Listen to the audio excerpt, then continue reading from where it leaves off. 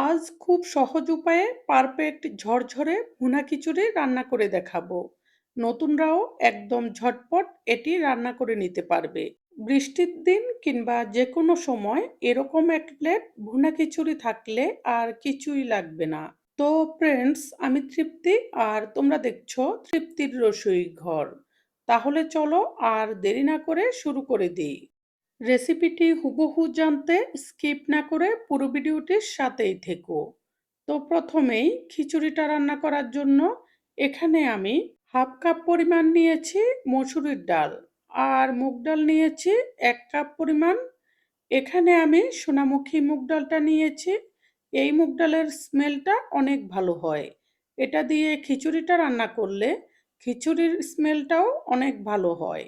এখন চুলার আগুনটি মিডিয়াম থেকেও কমিয়ে রেখে নেড়ে নেড়ে এই ডালগুলোকে ভেজে নিব।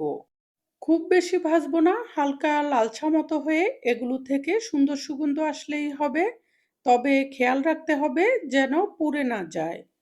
এরকম ভাজি হয়ে গেলে এরপর এখানে আমি বেশ কিছুটা ঠান্ডা জল দিয়ে দিব। জলটা দিয়ে এখানে আমি চালগুলো দিয়ে দিব। এখানে দিয়ে দিব 2.5 কাপ মতো চিনি গুঁড়া চাল। চাল আর ডাল মিলিয়ে এখানে মোট 4 কাপ হয়েছে। এখন আমি এগুলোকে একসাথে হাত দিয়ে কষলে কষলে ভালোভাবে ধুয়ে নিব। ভালোভাবে ধুয়ে নিয়ে এরপর এগুলোকে কিছুক্ষণ ভিজিয়ে রেখে এরপর একটি ঝুড়িতে ঢেলে জলটা সরিয়ে নিব। আর এখানে কড়াইটি ধুয়ে আবার বসিয়ে দিয়ে গরম হলে দিয়ে দিয়েছি 1 কাপের 4 ভাগের 1 কাপ সয়াবিন তেল। তেলটা গরম হলে এখানে কিছু ফোড়ন দিচ্ছি। ফোড়নে দিয়েছি 2 টুকরা দারুচিনি, 4টি এলাচ আর কিছু লবঙ্গ, আর দিয়েছি একটি তেজপাতা চিড়ে। এগুলোকে একটু ভেজে নিয়ে এরপর এখানে দিয়েছি 1 কাপ পরিমাণ পেঁয়াজ কুচি। পেঁয়াজগুলোকে ভেজে নিচ্ছি। এ পর্যায়ে আমি তোমাদের কাছে একটি রিকোয়েস্ট রাখছি। তোমরা যারা আমার চ্যানেলে নতুন এসেছো, সকল ধরনের রান্নার সহজ এবং সুস্বাদু রেসিপিটি পেতে আমার চ্যানেলটি সাবস্ক্রাইব করে রেখো। আর যারা আগেই সাবস্ক্রাইব করে রেখেছো তাদের জন্য থাকছে অনেক ভালোবাসা। পেঁয়াজগুলোকে ভাজতে ভাজতে এরকম ব্রাউন কালার হয়ে গেলে এখানে দিয়েছি 1 চা চামচ আদা বাটা এবং 1.5 চা চামচ মতো রসুন বাটা।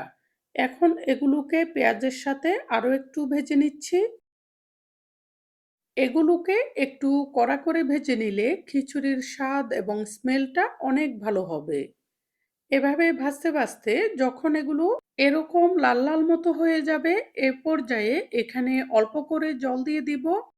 এরপর দিয়ে দিব 1 চা চামচ জিরার গুঁড়া, 1 চা চামচ ধনিয়া গুঁড়া, 1 চা চামচ থেকে একটু কম হলুদের গুঁড়া, 1 চা চামচ থেকে একটু কম মরিচের গুঁড়া, আর দিয়েছি 1 চা চামচ লবণ।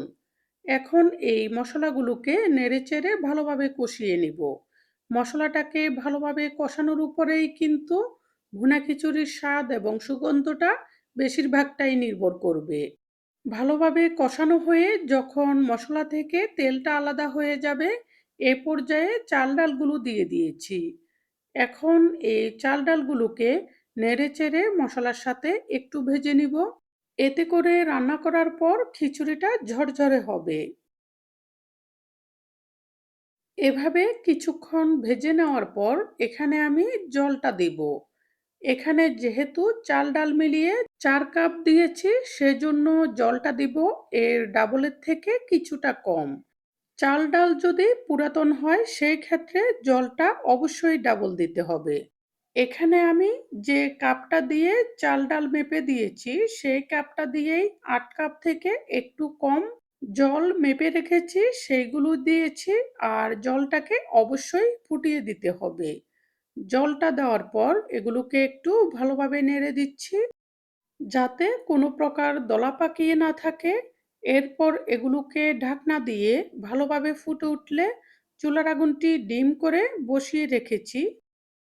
এরপর প্রায় হয়ে আসলে ঢাকনাটি তুলে নিয়ে এখানে দিয়ে দিয়েছি 1.5 চা চামচ মতো চিনি আর 5টি কাঁচামরিচ ফালি করে।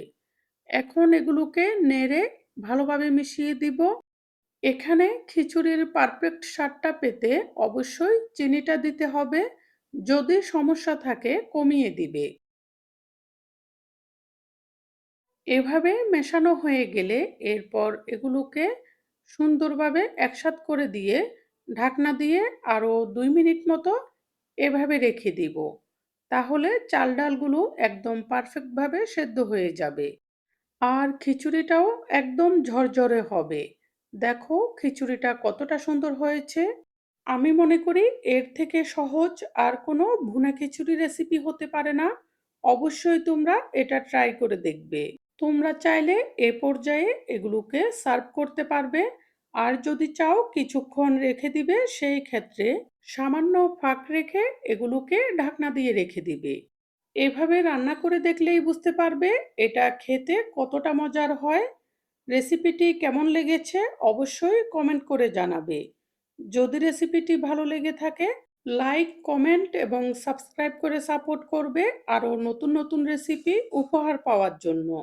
এই বলে আজকের মতো এখানেই বিদায় নিচ্ছি। পরবর্তীতে চলে আসবো নতুন কোনো রেসিপি নিয়ে। সেই পর্যন্ত সবাই ভালো থেকো।